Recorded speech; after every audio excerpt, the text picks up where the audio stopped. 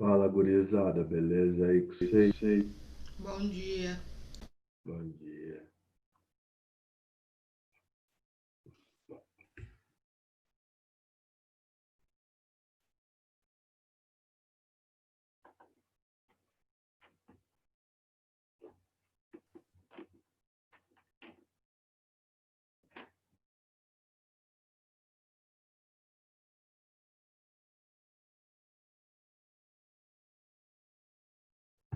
Esperar aí, ver se mais gente entra.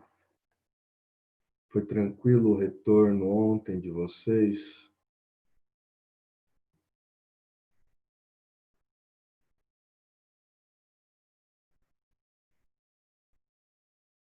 Boa. Conseguiram descansar a mente um pouco aí nesses dias de férias?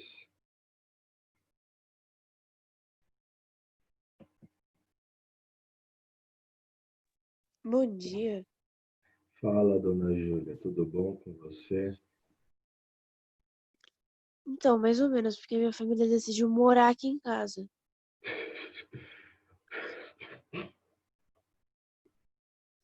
Não, Você juro, tá brava com isso? minha avó veio pra cá, daí ela trouxe meu tio, meu primo, minha tia. Tem 5 pessoas morando na minha casa, eu tô indignada. Hoje eles entraram aqui no meu quarto pra ir no meu banheiro, você acredita? Tem que falar para seus pais aí construírem mais cômodos e mais banheiros na casa, ué. Pra acomodar bem a família.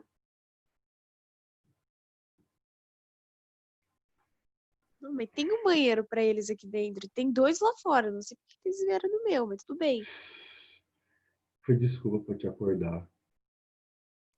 Certeza, ainda 20 minutos antes do despertador tocar, nunca fiquei com tanta raiva. Nossa, isso. Acordar antes do despertador é sacanagem, sacanagem. Bom, gente, ontem os professores que deram aula para vocês falaram aí sobre a recuperação, essas coisas e tal.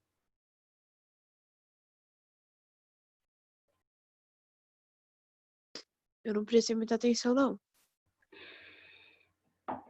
Não, mas relaxa, então. Só reforçando, então, alguns avisos. Isso, no caso da recuperação, obviamente, para quem ficou. Semana que vem aí, então, estarei passando a atividade de recuperação via Agenda Edu com o prazo que vocês deverão me entregar. Se não me entregar no prazo, já era, tá? Dentro disso, exorto vocês mais uma vez não deixarem atividade, tarefa, essas coisas acumularem, tá? Porque uma das maiores coisas que eu vi, e pior que assim, eu tô falando do meu lado, que nas aulas eu falava para vocês, gente, toma cuidado, dá uma olhada se fez as atividades, tá tudo certinho, tal. Chegou lá na hora que eu fui pegar, a pessoa, melhor dizendo, as pessoas, né, com a atividade em branco. Então, tenha um pouco mais de zelo com relação a isso, beleza? Que até mesmo facilita o próprio estudo de vocês. Bom, nesse bimestre, a proposta que nos é oferecida aí é vai ter um ponto extra em relação à participação de vocês, né?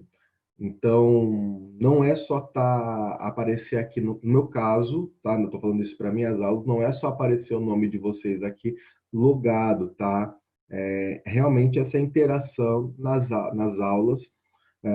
Vou tentar fazer aí em algumas aulas, provavelmente nas aulas de sexta-feira, algo um pouco mais dinâmico, né, para também incentivar a participação de vocês, mas ainda estou estudando como que tipo de coisa que dá para ser feita dentro dessa modalidade de aula que nós temos.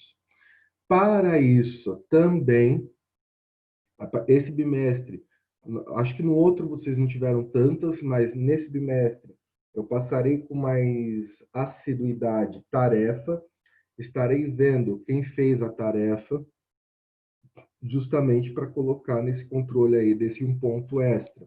Lembra, é só uma coisa, esse ponto extra é no final do bimestre, então não é um ponto extra para a primeira semana, para a segunda e por aí vai. Lá no final, quando a gente fecha as notas lá, né, vai valer esse um ponto extra. E também, então, nas minhas aulas, a partir da semana que vem, nós faremos chamada. Beleza? E durante a aula pode acontecer, por exemplo, que eu chame o seu nome para você fazer uma interação na aula, tanto via áudio quanto via chat. E se eu perceber que o tempo que você está demorando para responder não é um tempo de alguma pessoa que esteja acordada prestando atenção na aula, então também isso serão computados aí para a questão do ponto adicional. Lembrando sempre, gente, que o ponto ele é adicional, né? Vocês têm aí a opção de fazer para ganhá-lo ou não. Tá? O fato de não fazer não vai implicar em diminuição de nota.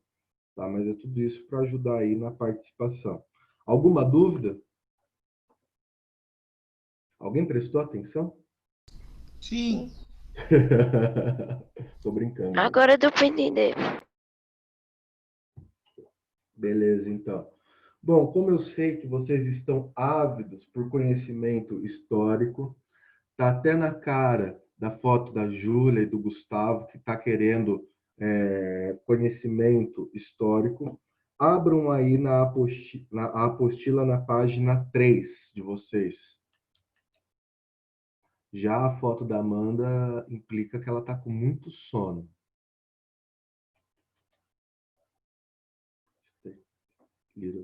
Nossa, eu esqueci o nome do personagem que está aqui da Amanda. Deixa eu compartilhar aqui, então.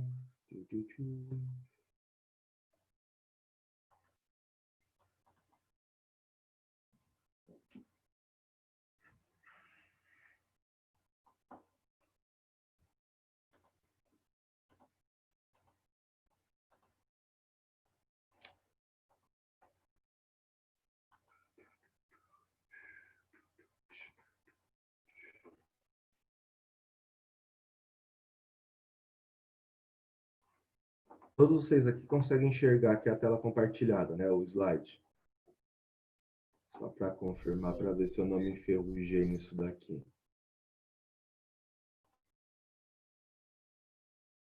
Então, gente, também como no outro bimestre, lá para o finalzinho, foi tranquilo deixar vocês com o microfone, vocês podendo ativar o microfone, eu vou manter essa linha também. Caso tenha algum problema, a gente toma as medidas necessárias, ok? Então, na página 3, nós começamos o módulo 8, né, que tem como título A Guerra Fria, o contexto e seus efeitos na ordem mundial. Então, gente, como eu falei para vocês, se vocês forem reparando, né, no jeito, na proposta que está das apostilas nos bimestres, geralmente a primeira parte do bimestre a gente vê história geral, a segunda parte do bimestre a gente vê história do Brasil e tenta aplicar, geralmente, tenta aplicar não, e ver alguma coisa relacionada à história geral, né? Então, a gente vê o que está acontecendo no mundo, daí depois faz um recorte mais preciso no que está acontecendo no Brasil. Se vocês já tiveram a curiosidade, dentro disso, todos vocês já pegaram o material? Sim. Isso é bom porque hoje já vai ter tarefa para vocês. Então, é importante se vocês pegarem o material, aqueles que não foram, o fazer o quanto antes. Então, se vocês tiveram uma curiosidade de olhar aqui os temas que serão desenvolvidos durante o bimestre, a gente começa com a Guerra Fria, aí vai até o regime militar no Brasil, né? Então, até aí sobre a questão dos planos econômicos, né, do regime militar. Aí, no quarto bimestre, a gente termina de abordar algumas coisas relacionadas ao regime militar, né, e já vê aí sobre também a globalização. Beleza? Então, vamos lá. Hoje a gente vai trabalhar aqui essa primeira parte, sobre, então, a Guerra Fria. Por que é importante estudar a Guerra Fria? Justamente, né, por causa que, se hoje nós vivemos em um mundo globalizado, se hoje está em voga falar sobre globalização, foi porque o mundo, em um momento, em um dado momento da história, esteve polarizado, beleza? Então, aqui, a primeira coisa, né, que é importante falar sobre Guerra Fria é a definição de Guerra Fria. Por que disso também? Porque alguns alunos realmente se confundem em relação à definição de Guerra Fria, outros acabam fazendo mais brincadeira, mas é muito comum quando eu pergunto fulano de tal, o que, que foi a Guerra Fria? Ou coloco em prova, ou em atividade, perguntando o que, que foi a Guerra Fria, a maioria responder que foi um conflito que ocorreu em algum lugar muito frio, né? Ou uma guerra que aconteceu no inverno, até esse tipo de associação. Então, professor, qual que é a definição, a melhor definição de Guerra Fria? Então, anotem aí. A Guerra Fria ela foi um conflito entre Estados Unidos e União Soviética. Um conflito indireto. Professor, você pode repetir? Posso, então vamos lá. A Guerra Fria foi um conflito indireto entre Estados Unidos e União Soviética. Por que, professor, você está falando que foi um conflito indireto? Isso é uma coisa muito, mas muito importante que vocês precisam ter em mente quando nós falamos de Guerra Fria. Estados Unidos e União Soviética nunca, nesse período que a gente vai pegar aí, de 1947 a 1989, se a gente considerar aí a queda do muro de Berlim, início dos anos 90 ali, então, se nós pegarmos esse recorte histórico, esse período, os Estados Unidos e a União Soviética nunca chegaram a declarar guerra entre si. Eles foram protagonistas de outros conflitos e que acabaram também envolvendo eles. Então, por exemplo, eles acabaram lutando na guerra do Vietnã. Eles acabaram lutando na guerra da Coreia. A gente vai até mesmo abordar esses conflitos. Mas, efetivamente, a União Soviética e os Estados Unidos declarar guerra um com o outro nunca ocorreu. Tá certo? Por isso que a gente chama de Guerra Fria. Para vocês entenderem aí o conceito de Guerra Fria, é o que eu costumo brincar falando assim.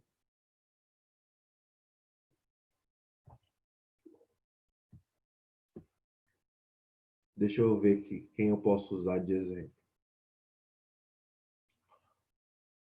Ô, Rosário, só para título de curiosidade, para ver se fica mais emblemático o exemplo, quanto que você tem de altura? Eu não sei, sir. Hã? Eu não sei, sinceramente. Acho que é um 1,57. 1,57. Tá, deixa eu ver. Ô, João Pedro, obviamente você já é bem maior do que o Rosário, certo?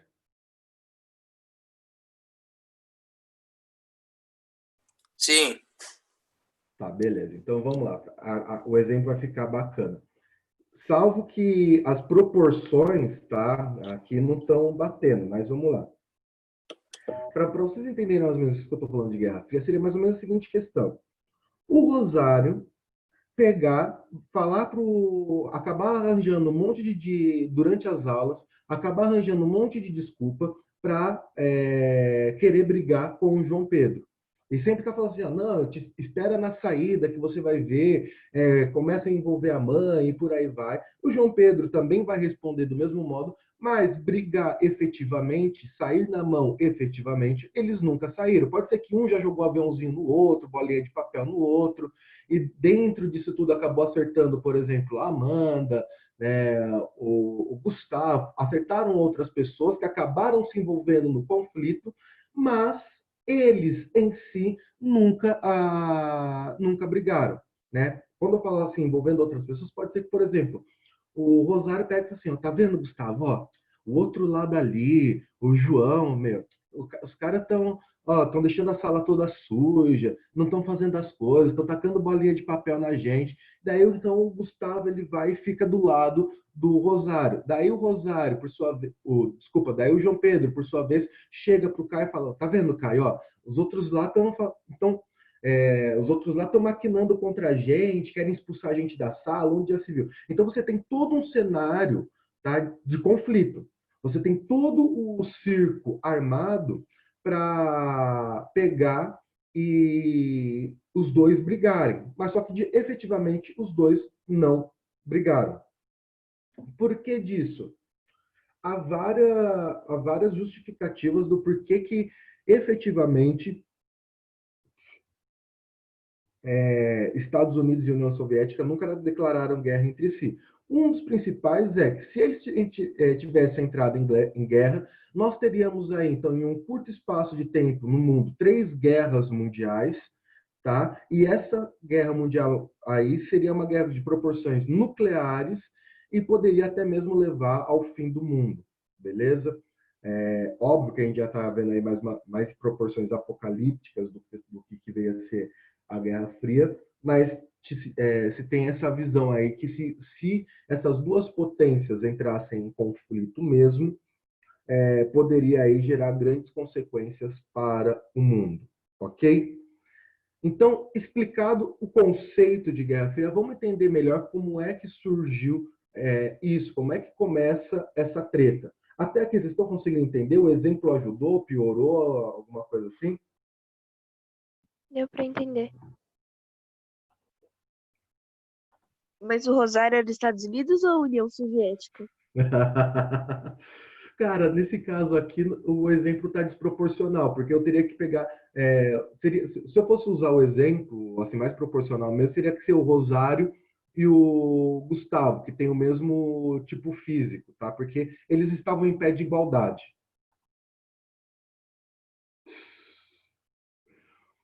Ai, Rosário, não vou nem te responder, viu? Mas, assim, salvo as devidas proporções, isso é importante entender. Tanto os Estados Unidos quanto a União Soviética, no início da Guerra Fria, né, no início dessa polarização, estavam em pé de igualdade. O que acontece é que, economicamente, os Estados Unidos acaba saindo na frente. Tá? Acaba acontecendo várias coisas na União Soviética, tanto que o final da Guerra Fria está implicado, que a gente vai ver, com o fim da União Soviética, tá? E então a gente pode falar que, já antecipando, dando um spoiler aqui, que os Estados Unidos venceram a Guerra Fria, beleza? Então, quando é que começa a Guerra Fria, essa coisa que nós chamamos de Guerra Fria? Logo após a Segunda Guerra Mundial, tá? Vamos lá, deixa eu ver aqui se alguém me refresca a memória. Aqui. Raíssa.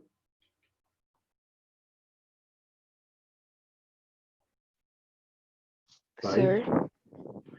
Tô aqui, Ah, mas não sei. calma, mas eu nem fiz a pergunta, calma.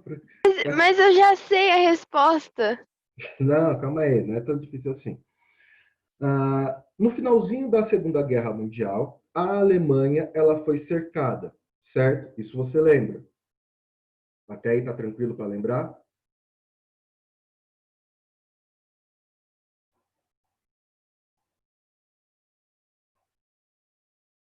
Eu não entendi, senhor. Repete, por favor. Tá. No fim da Segunda Guerra Mundial, a Alemanha nazista ela foi cercada por diversos países. Até aqui está conseguindo lembrar tranquilo, certo?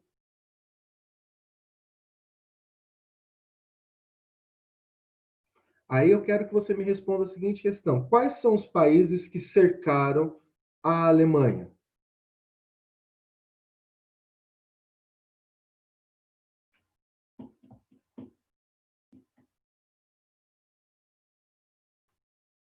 Se quiser uma ajuda na tela, tem aí uma ajudinha.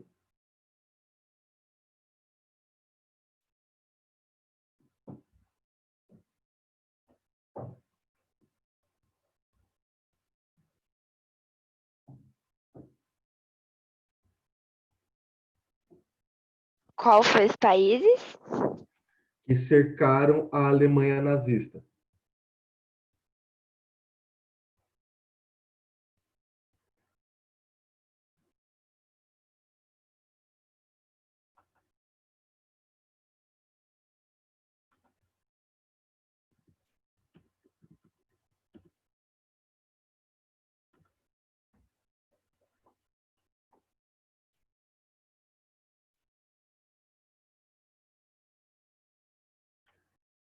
Não lembra, Raíssa?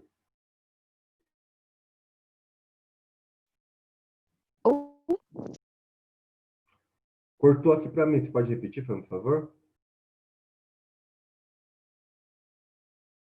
Polônia? Não, a Polônia ela foi invadida, Estados tá? Unidos. Estados Unidos e a União Soviética. Na verdade, a gente pode falar assim, né, que de um lado nós tivemos os Estados Unidos, a Inglaterra e a França, de outro lado a União Soviética. Mas a grande potência que acaba ficando, né, dentre os aliados, que cerca as grandes potências, melhor dizendo, que foram responsáveis por chegar em Berlim, tá, e fechar o cerco efetivamente, que a gente pode considerar assim, foram justamente os Estados Unidos e a União Soviética. Nesse caso, por quê? Os Estados Unidos, por causa da grande operação do dia D, a Operação Overlord, cada vez mais empurrando os nazistas para dentro, né? E a União Soviética, conforme ela vai ganhando, ela vai invadindo, né? Ela vai invadindo pela Polônia, por aí vai, pelo leste europeu, e cerca a Alemanha. Por que eu estou falando tudo isso? Justamente porque, por causa desses dois países terem cercado a Alemanha e terem sido responsáveis pelos aliados vencerem a guerra, começou um conflito de ego. Eu sou o modelo a ser seguido. Tá? Porque se a gente pegar, basicamente, a gente pode falar que a Segunda Guerra Mundial envolveu várias coisas. E uma das coisas que estava envolvidas na Segunda Guerra Mundial é qual é o modelo político a ser seguido. Lembrando, tá, que o regime totalitário, como a gente viu, foi uma saída aos, ao fracasso do liberalismo na visão, né, desses totalitários, do fracasso que o liberalismo representava e uma oposição radical ao socialismo, tá certo? Então, basicamente, agora, quando acabou a guerra, tá, a Alemanha e a Itália foram derrotadas, tá? E aí eles falam assim, olha, nós conseguimos vencer o totalitarismo. Então, nós temos que demonstrar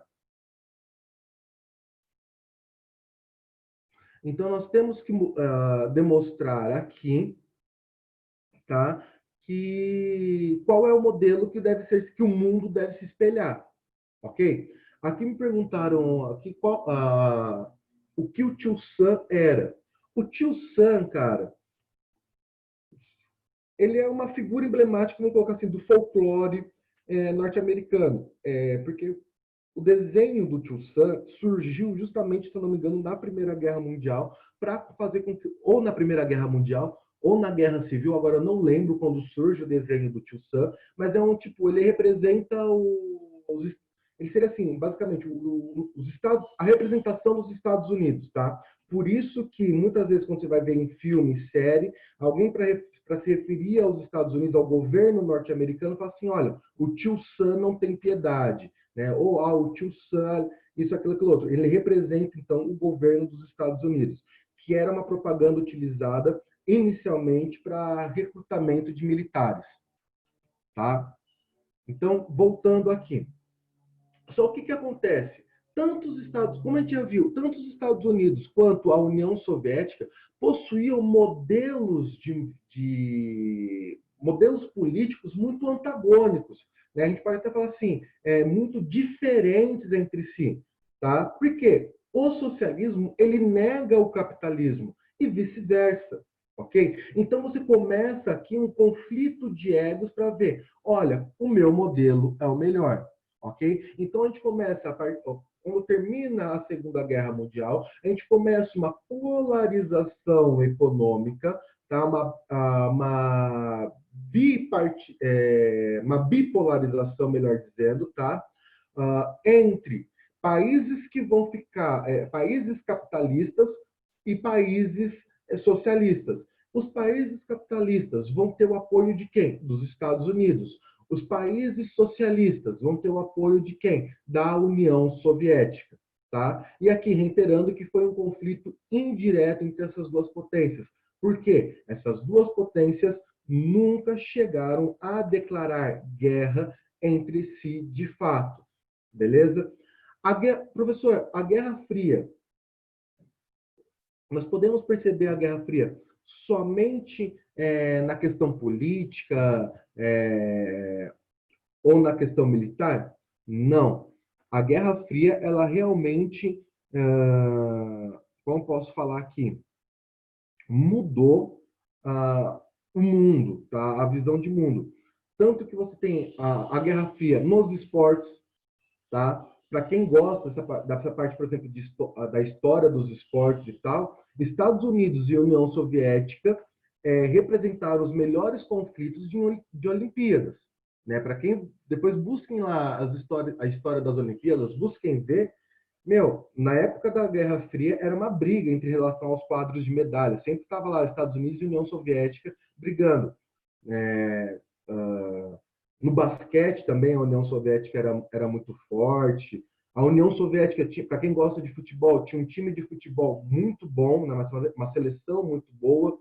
Nunca chegou a ganhar uma Copa do Mundo.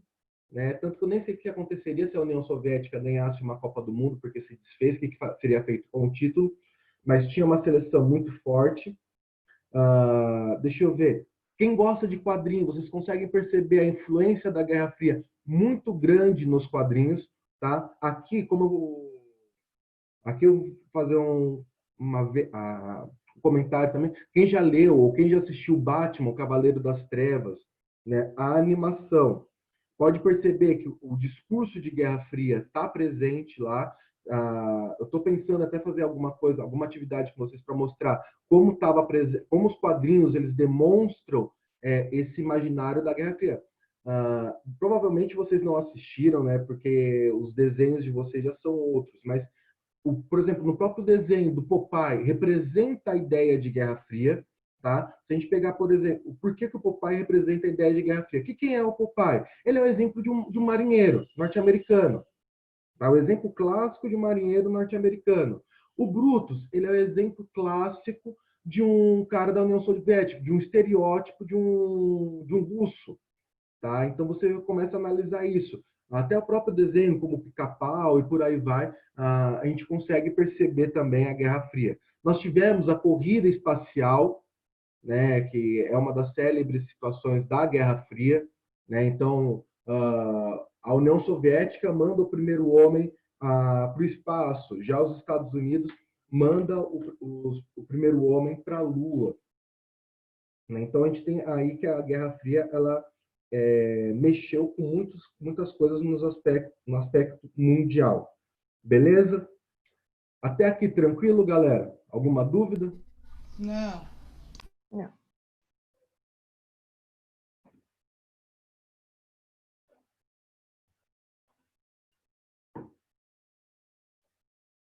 Pois bem, se nós estamos falando que a Guerra Fria dividiu o mundo, como é que ocorreu essa divisão? Tá? Então, primeiramente, aqui a gente vai falar sobre a Europa, tá? Porque a polarização do mundo, ou melhor dizendo, a bipolarização do mundo se dá em decorrência a essa bipolarização da Europa, tá? Porque a gente pode falar assim, que conforme o socialismo tenta se espalhar no mundo, a gente começa a ter os ânimos mais acirrados, né, em relação à Guerra Fria, tá? E aqui, a título de curiosidade, o ápice da Guerra Fria, que as pessoas acharam que realmente Estados Unidos e União Soviética entrariam em conflito, foi quando a União Soviética ela colocou, né, tentou instalar ou instalou uma base de mísseis em Cuba. Né? Aí sim o negócio ficou tenso. Para quem gosta também um pouquinho dessa questão de quadrinhos, entre outras essas coisas, ô Rosário, eu vi que você levantou a mão aqui, eu já deixo você falar. Pesquisem também sobre o relógio do fim do mundo.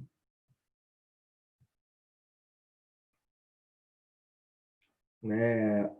O relógio do fim do mundo foi um estudo que os cientistas fizeram, que um estudo matemático e tudo, por causa da... Eles falam assim, olha, quanto tempo falta para a União Soviética e os Estados Unidos entrarem em guerra? Eles entrando em guerra, vai acabar o mundo.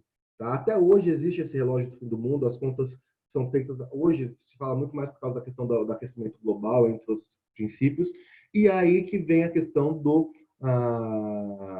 Dr. Manhattan, que é um quadrinho também. Fala, Rosário, pode dizer aí.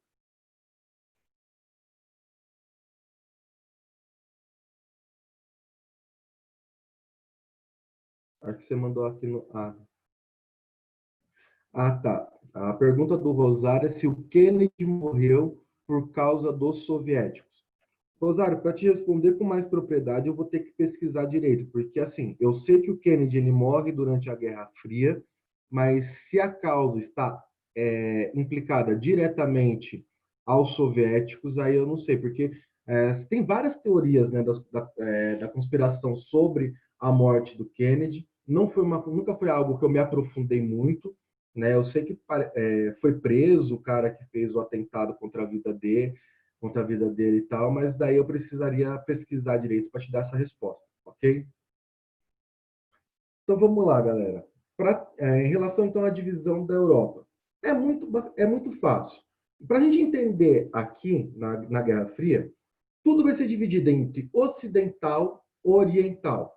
Oriental, União Soviética.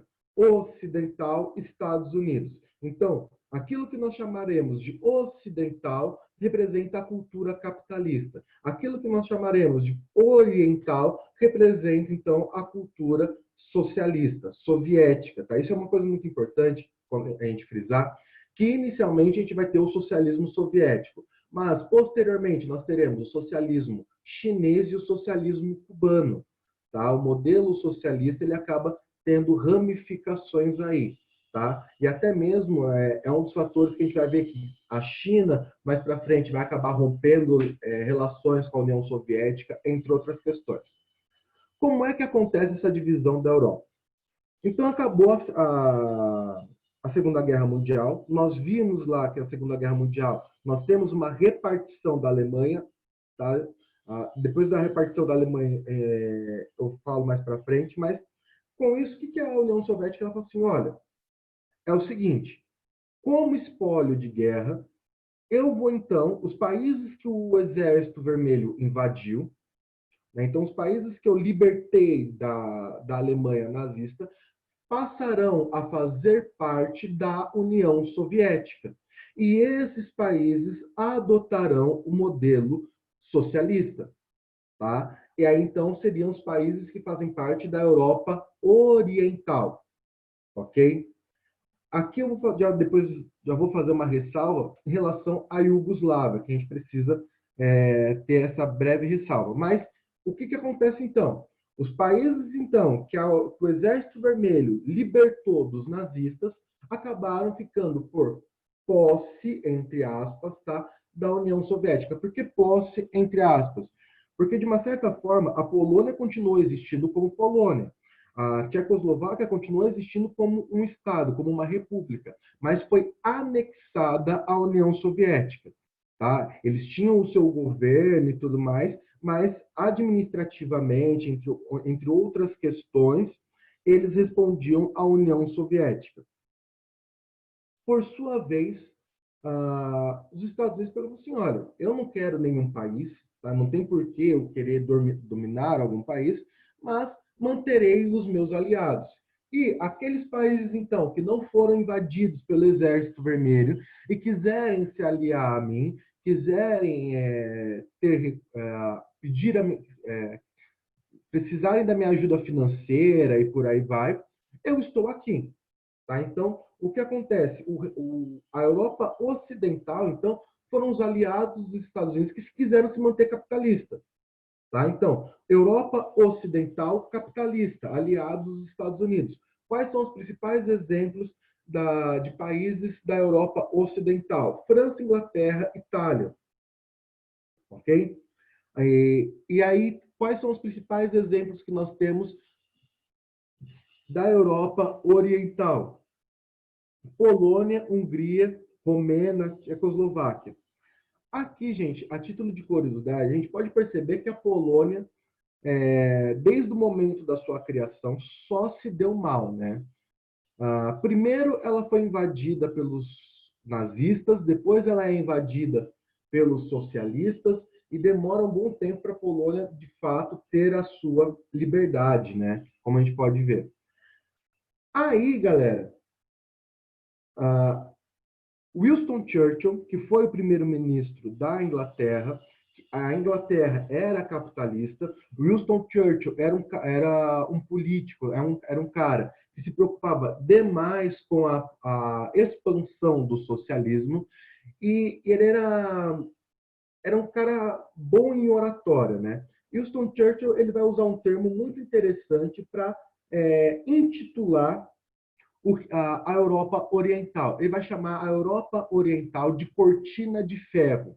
Tá? Então, você fala assim, o que foi a cortina de ferro? Então, foram os países que se tornaram socialistas sob influência da União Soviética. Tá?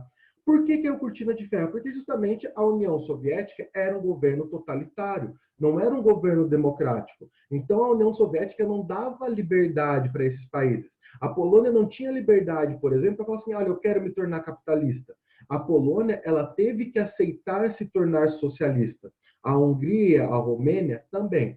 Por que eu falei que a gente teria que fazer aqui uma ressalva com a Iugoslávia? A Iugoslávia, ela vai se tornar socialista. A Iugoslávia, ela vai se tornar uma aliada da União Soviética. A gente pode até falar que a Iugoslávia, de certo modo, fará parte da União Soviética, mas dentre os países que estão da cortina de ferro, a Iugoslávia ela é o único país autônomo, o único país socialista autônomo, ou seja, que tem liberdade política. Por quê? A Iugoslávia foi o único país que não foi invadido pelo Exército Vermelho. Então, basicamente, que o governo da Iugoslávia assim, ó, beleza, nós aceitaremos o socialismo, nós aceitaremos as determinações da União Soviética, mas nós teremos uma república própria, nós teremos nossa autonomia. Tá? Sob influência da União Soviética, beleza, mas teremos a nossa autonomia. Vocês poderão ver, caso alguém esteja estranhando alguns nomes que eu estou falando, como, por exemplo, é o caso da Iugoslávia, obviamente, Iugoslávia e Tchecoslováquia não existem mais. São outros países. A Iugoslávia, se eu não me engano, dá origem à Sérvia, Montenegro.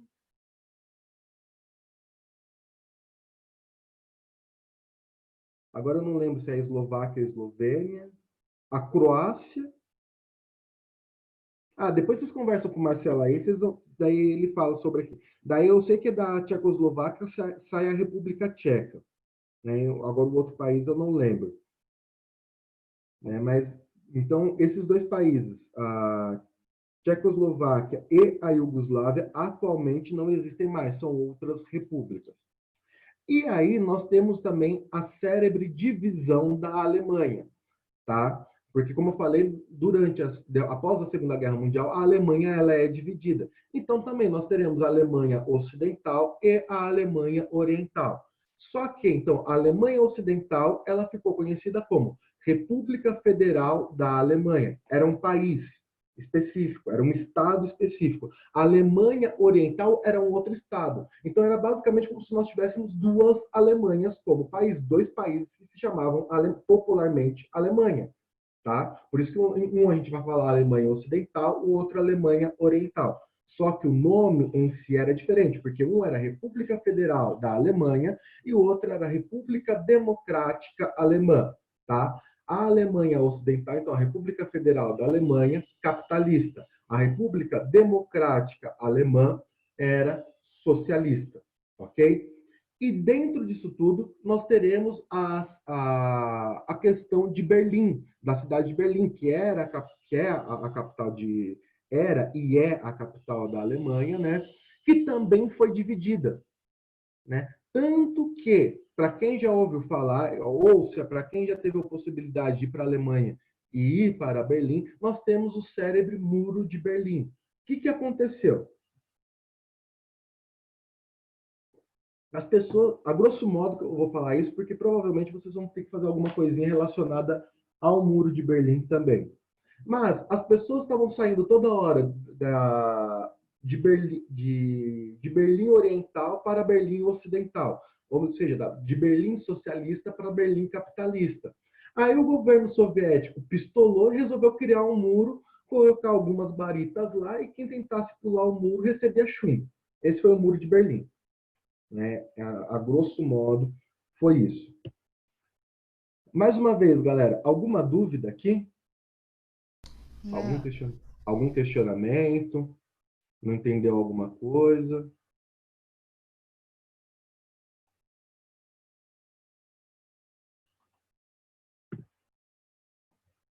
Então, aqui na página 5 e 6,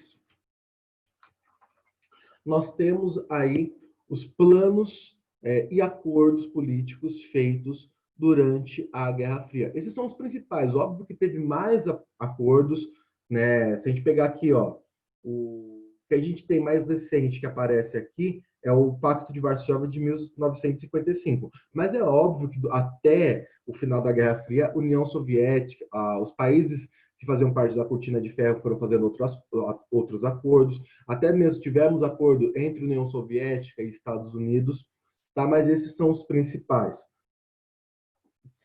Muitos de vocês já devem ter ouvido falar de algum desses acordos. Em especial a OTAN, que é o que mais as pessoas falam. Desculpa. Né? Mas aqui, algumas coisas que é interessante a gente abordar. Para quem gosta, né, dessa parte de cinema, né, para essas coisas mais pai e tal, que vê muito sobre a questão da CIA, né, a CIA cuidando de, por exemplo, caçando os terroristas, Osama Bin Laden, por aí vai. Mas quando é que surge a CIA? A CIA justamente surge na Guerra Fria, tá? Porque a CIA é a Central de Inteligência Americana. O que acontece? Nós temos, só para título de curiosidade, gente, nós temos nos Estados Unidos o FBI e a CIA. O FBI seria a Polícia Federal deles. Já a CIA seria o quê? Eles cuidam dos interesses norte-americanos fora do país. Tá? Seria realmente uma central de espionagem, que foi criada justamente para ver se ver as ameaças socialistas, né, a ameaça socialista, porque o socialismo ele era visto como uma ameaça, tá? Isso é uma coisa que a gente precisa ter em mente.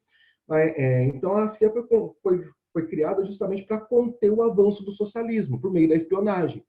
Por sua vez, a União Soviética criou a KGB, também que era um serviço de inteligência, também um serviço de espionagem. Com o final da Guerra Fria, a Rússia falou que extinguiu-se a KGB. Algumas pessoas não acreditam nisso, mas a versão oficial da Rússia é que a KGB não existe mais. Tanto é que, se nós pegarmos o nosso querido Vladimir Putin, ele foi espião da KGB.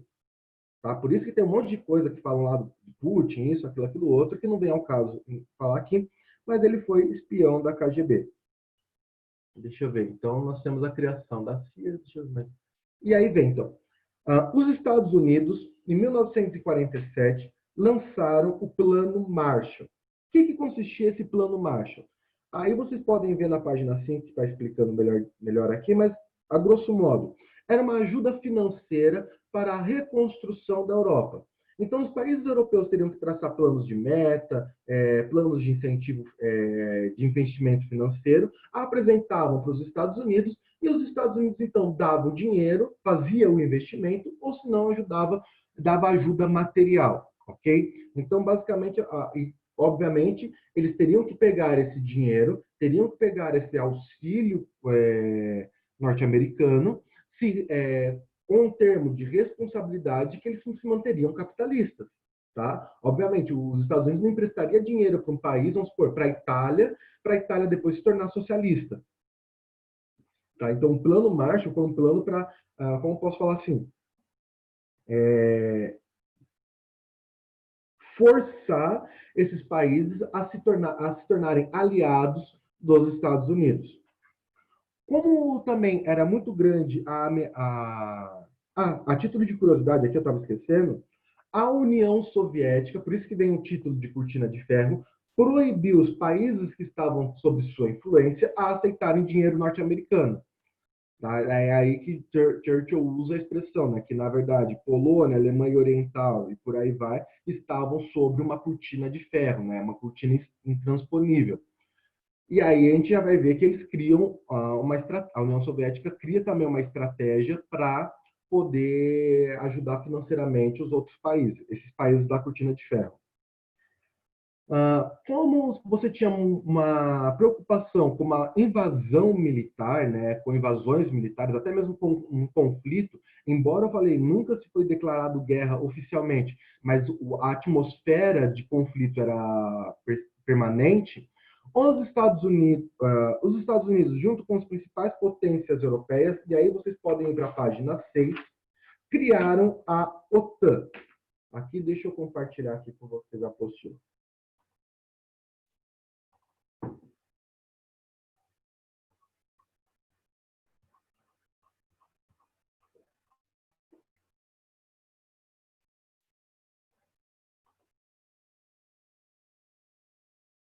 Então, nós temos a criação da OTAN. O que vem a significar a OTAN?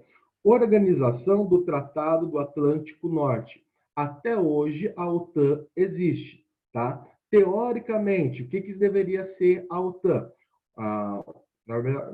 Teoricamente, o que é a OTAN? É um acordo político-militar entre os países que são banhados que teoricamente seriam banhados pelo norte do Oceano Atlântico. Por isso que vai, Tratado do Atlântico Norte. Hoje, outros países podem fazer parte da OTAN?